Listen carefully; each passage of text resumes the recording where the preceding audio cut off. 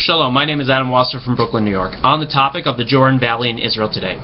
For a long time now, Israeli politicians and left-wing people have been saying that we should give up the Jordan Valley, that we can live without it, that we can have a little corridor of security zone, but ultimately, let's give up the Jordan Valley. The Jordan Valley should not be given up to the Palestinians. One, it is a corridor between Jordan and the West Bank, and if there was no security in the Jordan Valley, arms and weapons, just like in Gaza from Egypt, would be brought in to start military attacks on central Israel like Netanya and Tel Aviv and Jerusalem.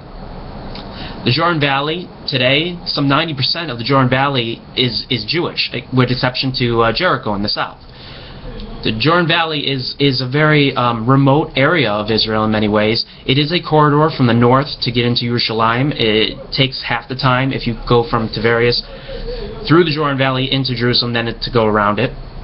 But it is an essential part because it is a buffer zone. Because if Jordan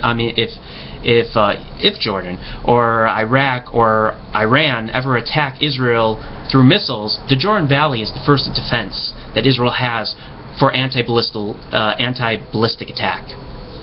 Many anti-ballistic missiles can be placed in the Jordan Valley to protect Israel from Iran. The Jordan Valley is a fertile, rich area, but those fertile areas are cultivated by the Jewish settlers that live there, some 8,000. And before they lived there, it was nothing. It was a no man's land.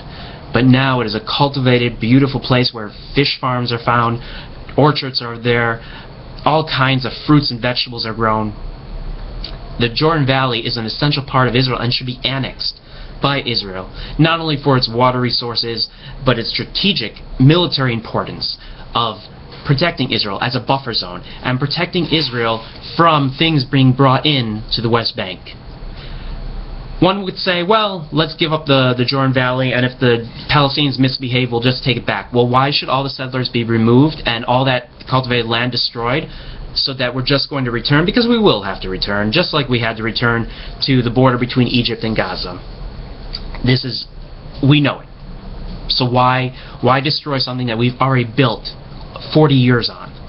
The Jordan Valley should be annexed now, not tomorrow, so that no government in the future can take it away from the Jewish people. The Jordan Valley is full of history. This is where the Jewish people entered with 600,000 men to take over Jericho.